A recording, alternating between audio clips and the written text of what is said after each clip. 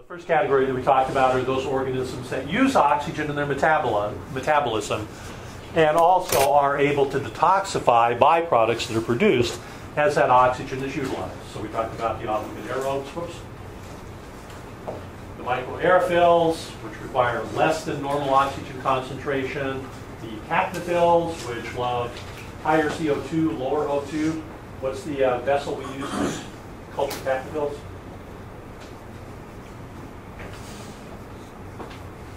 We're burning the candle in the jar, candle jar. Okay.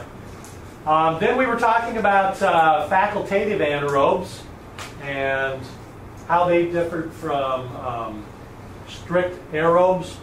Facultative anaerobes are able to really have two types of aerobic metabolism. The first is aerobic respiration, where they use oxygen as a terminal electron acceptor. And the other is anaerobic respiration, which most people confuse and say is synonymous with fermentation. It's not. Remember, fermentation consists of glycolysis and then some reductive step that will recycle your NAD reduced back into the oxidized form. So pyruvate is going to be reduced into something during fermentation. Ethanol, lactic acid, acetic acid. A lot of possibilities. In facultative anaerobic respiration, we have glycolysis, we have a Krebs cycle, and we have an electron transport chain. The difference being the terminal electron acceptor in anaerobic respiration is not molecular oxygen.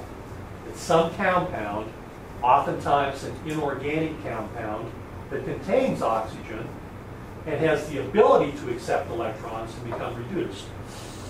But it's an alternative electron acceptor. So these organisms that are facultative thrive in the presence of oxygen. That is the most efficient form of cellular respiration. It generates the most ATP per glucose, aerobic respiration. But in the absence of oxygen, they can switch over if they're built that way, and if there are other materials available in the environment to accept those electrons, like nitrates or nitrites or sulfates or sulfides, and they can still keep their respiration going. And they can still keep running glycolysis, Krebs cycle, electron transport. And they can still generate ATP. But it's not quite as efficient in terms of ATP production. So you get a decrease in efficiency. And that manifests itself in a decrease in growth. So if you compare the same organism that's a facultative anaerobe, growing under aerobic conditions and anaerobic conditions, it's going to grow better in the aerobic conditions. It's going to have more growth on a plate. Is that like when they have the sulfur, like the ones that use sulfur, like we talked about? No, that's a little bit different. And we'll get into that in metabolism, probably starting Monday. We were talking there about photosynthetic organisms that were using the sulfur as a source of hydrogen for photosynthesis. Okay, so yeah, it gets a little confusing, and we're going to have to kind of break through that confusion a little bit. We'll talk a little bit more about facultative anaerobes when we delve into metabolism in a little bit more detail, starting in a little bit. Second category are those organisms that don't use oxygen in their metabolism, but they can detoxify the ROS species produced by oxygen. Well, if you're not using oxygen, where are the ROS species going to be coming from? Well, remember, environmental things can produce ROSs. Sunlight can interact with oxygen to produce them. Radiation can. So just because you don't use oxygen, those species can still be present. And so they have mechanisms to detoxify those kind of compounds. Now, they're oftentimes not the same enzymes that aerobes use. Remember, some of the enzymes that aerobes use are things like superoxide dismutase, or catalase, or peroxidase. And these guys don't necessarily have those particular enzymes, but they have some mechanism to be kind of antioxidants. Sometimes they are ions. There's some manganese ions, for example, that some species can use as antioxidants to help deal with these ROSs. So these organisms are called aerotolerant anaerobes. Why are they anaerobes? Because they're not doing aerobic respiration. What are they doing? They might be fermenting, or they might be doing anaerobic respiration. But they're not doing aerobic. But they're tolerant of the air and the ROSs that are present in their environment. And that's why we refer to them as aerotolerant. The third category of organisms are organisms that can't use oxygen. So what are they going to do? Fermenting possibly, maybe anaerobic respiration, maybe both. Okay? But they don't have mechanisms to detoxify the ROS species. So those are there, they're damaging the cells, and the cells really don't have any ability to deal with them. So oxygen, more specifically the ROSs that oxygen produce, are toxins to these cells. And these are the ones that are called obligated anaerobes. So they've got to be present. They will not grow in the presence of oxygen. Oxygen is toxic to them. Now, is it important to be able to distinguish between some of these particular possibilities? Yes. And particularly, the distinction between facultative anaerobe and obligate aerobe is really pretty important in some sections of Bergey's manual. And so for some of you, that's going to be an important splitting point in your keying process. So how can you go about determining the differences between those two situations particularly? Well, there's one type of test we're going to do next week, and we're going to inoculate the bacteria into a particular type of media called thioglycolate media. And thioglycolate media is broth, but it's got some compounds in there that tend to tie up free oxygen. And usually built into the media is some kind of a redox indicator. And the media will become one color if there's oxygen present and another color if oxygen is absent. Usually it's a pink indicator. So a lot of times when you use these tubes, up at the very top there's going to be a little thin layer of oxygen right at the very top. And the top of the tube will be pink. But then as you go further down into the tube, it's more of an anaerobic environment, and so you won't see that pink color. So what do? You inoculate your organisms into these tubes of thioglycolate media, and then you look at relative growth patterns within the tube to kind of see where it's growing. Okay? So this one right here, for example, all the growth is up at the top. What would that be?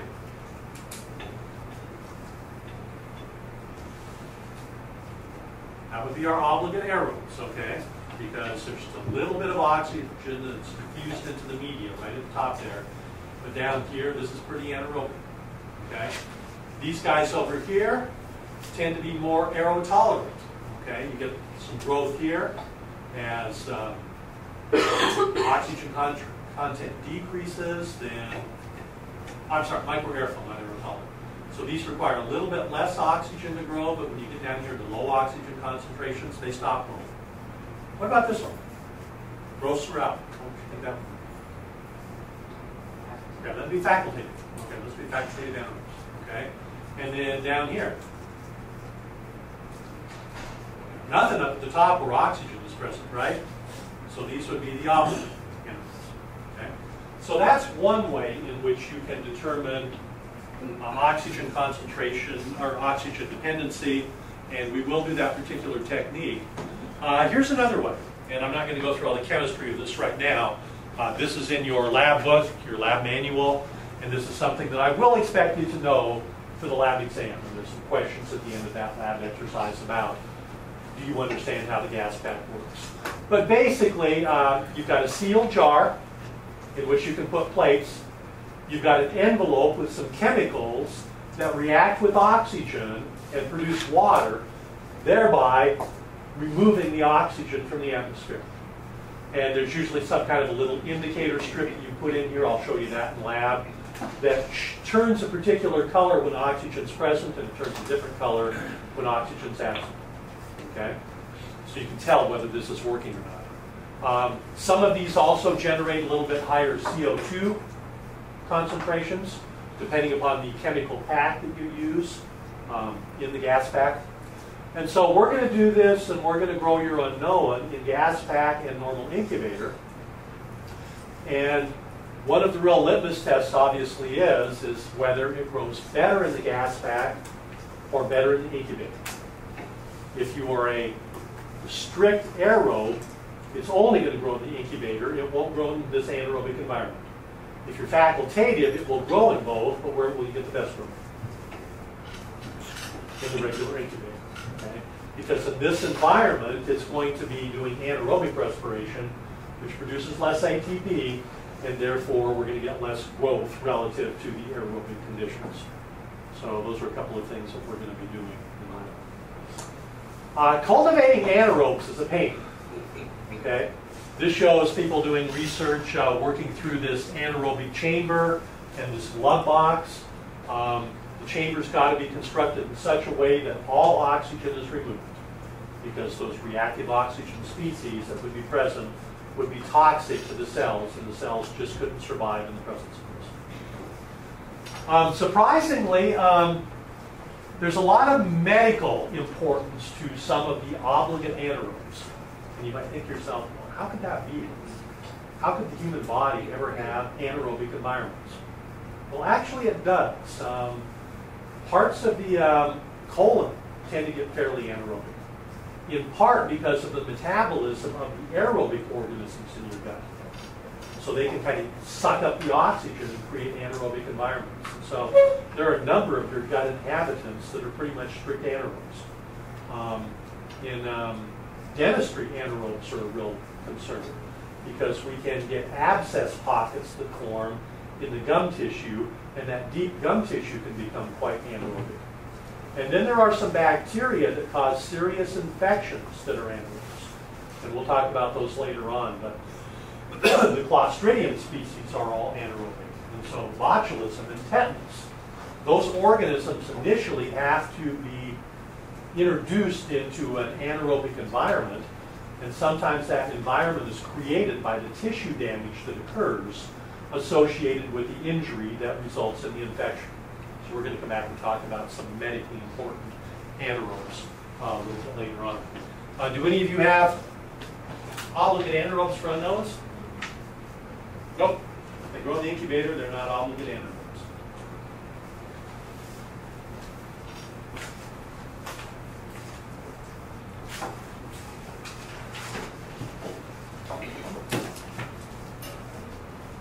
Okay, so Lo's favorite topic. I told him I'd get him fired up. Time to talk about some metabolism. And again, this is going to be a topic where there's going to be a high degree of correlation between what we're covering in class and things we're going to be doing in lab. Up pretty much till the first exam, lab exam, everything is pretty much about structural information about your unknown. Now we're going to do a couple of other labs. We're going to do a counting lab with serial dilutions, so you can do a plate count. We're actually going to do a medical microbiology lab where we use some differential media to start getting a sense of, are you a carrier for staph, for example. But most of the stuff will be about structural information about your unknown, and the staining techniques, and the aseptic techniques, and the streak plates, and microscopic measurement of things. After the first lab exam, we really shift gears, and we start getting into what are your microorganisms, specifically your unknown, able to do when you provide them with certain foods? Can they metabolize it? And if they can metabolize it, what byproducts do they produce? What determines that? What enzymes they have? What determines what enzymes they have? What genes they have? And so that's really very important information in starting to identify microorganisms that are pretty nondescript from a structural standpoint. Okay? Some of you have these little short gram-negative rods, and it's driving you crazy looking at those and going, my gosh, does it have a capsule? Do they have endospores? I can barely see them. You're really not going to get much information about those because they're pretty uninteresting structurally. So how do we start teasing them out and start figuring out whether they're part of this genus or this species within the genus? That's biochemical information. So we're going to be doing a lot of these metabolic tests and feeding them different materials and then see, can they grow on them, and what do they produce as byproducts? Okay, so the metabolism material will become particularly relevant.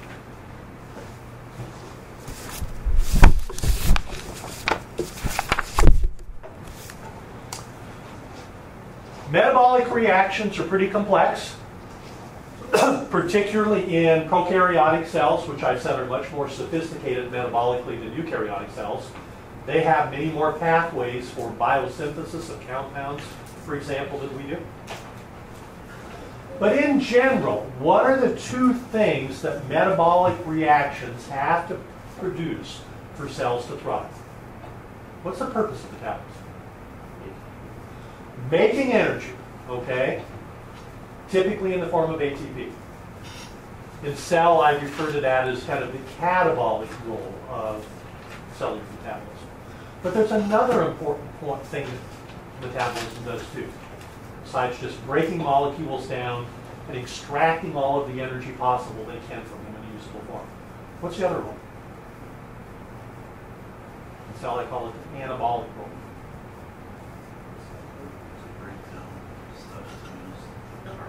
Yeah, generate carbon skeletons, we call them, so we can then make new compounds.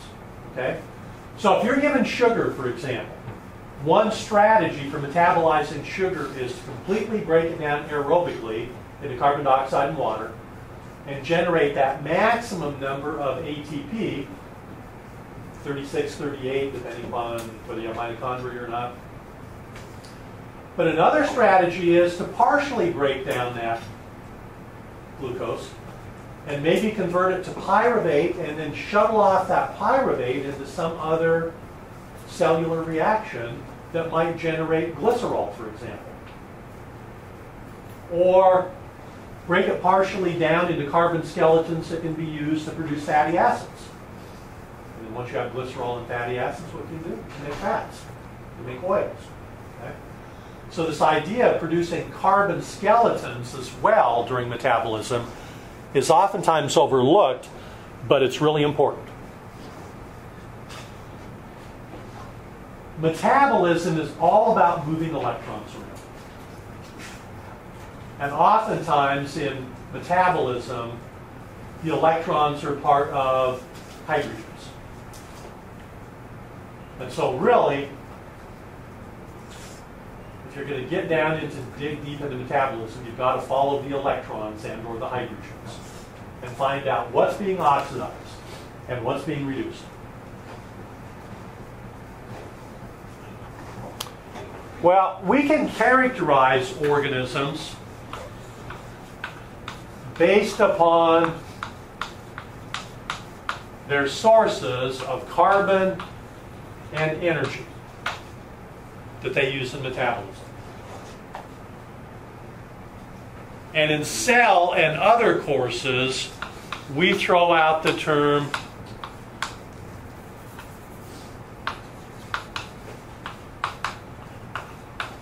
heterotroph and autotroph pretty regularly. Remember what troph means? A trophic level. Those of you that have ecology, what's a trophic level? It's a feeding level. Troph means to feed. What does auto mean? Self. So the autotrophs are these self-feeders. And what do we say? What kind of organisms that we typically talk about are autotrophs? We say they're plants, right? What does hetero mean? It means other. Okay, so these are organisms that feed on other organisms. We're heterotrophs, right? And so we tend to lump all organisms into autotroph, heterotroph. But in reality, this really only refers to, technically, what source of carbon organisms are using in their metabolism. What's their carbon source? If you are a heterotroph, your source of carbon,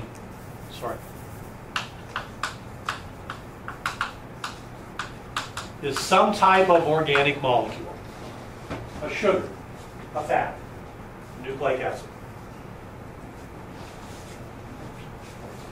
What's your source of carbon if you're an autotroph?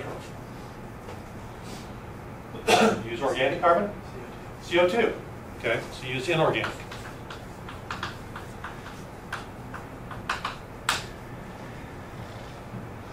But really, and particularly when we get into the microbial world, this is only half the consideration. These terms only apply to what's your source of carbon. We also have to specify what's your source of energy.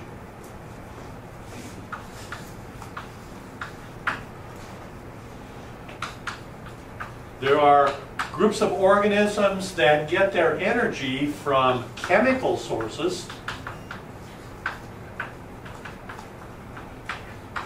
And those are called chemotrophs. The chemical compounds are oftentimes organic, sugars, fats. Okay. But there's also the possibility in the microbial world that your source of energy can be some inorganic chemical compound. That's kind of interesting. We can't do that. Okay. What's your other source potentially of energy besides chemical compounds? Light.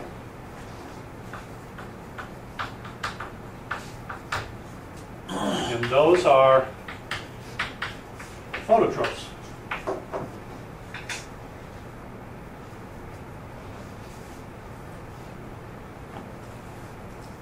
So if we're going to use this kind of two-pronged consideration of characterizing organisms by their source of carbon and energy, what really are green plants? How would we characterize them?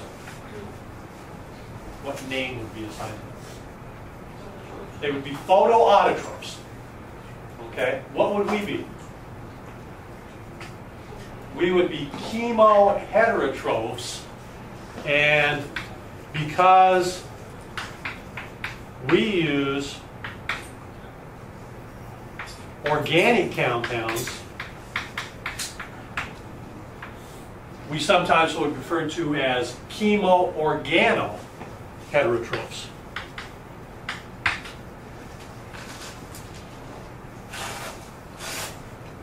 So we take some shortcuts typically in other courses and just talk about phototrophs and autotrophs, but it's more complicated.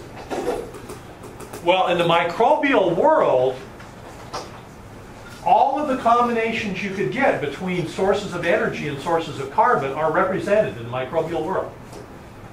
So, are there chemoautotrophic bacteria or chemoheterotrophic bacteria? Yeah.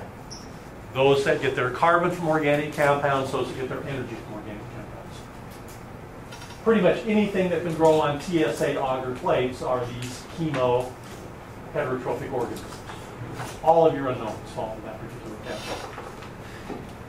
And technically they would be chemoorganoheterotrophs because they're using organic compounds. But are there bacteria that can live on inorganic chemical energy? Yeah, there are some chemo-inorgano, if you want to say, heterotrophs. Or we give them an interesting word I'll talk about later on. They're called the lithotrophs. But are there other possibilities? Okay, so for example, there are photoautotrophs. Can there be photoheterotrophs? In the microbial world, yes, there can be.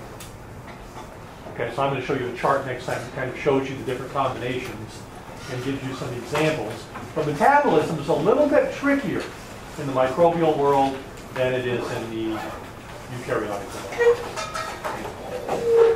Okay, so PHP staying tomorrow. That means you are mostly anaerobic. Not necessarily. In fact, most of them are actually anaerobic. But think about the implications of that for a second. They're using CO2 as... Yeah. They're using CO2 as their carbon source. They're using inorganic molecules as their energy source. They literally don't need any organic molecules to survive. And that's what that term lithotroph means. It means rock eater. Are we doing that as a lab? No. Grow on TSA plates and grow on a An organic fungus.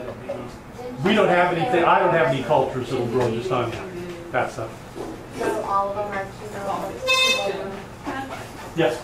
Yep. They're just like we are.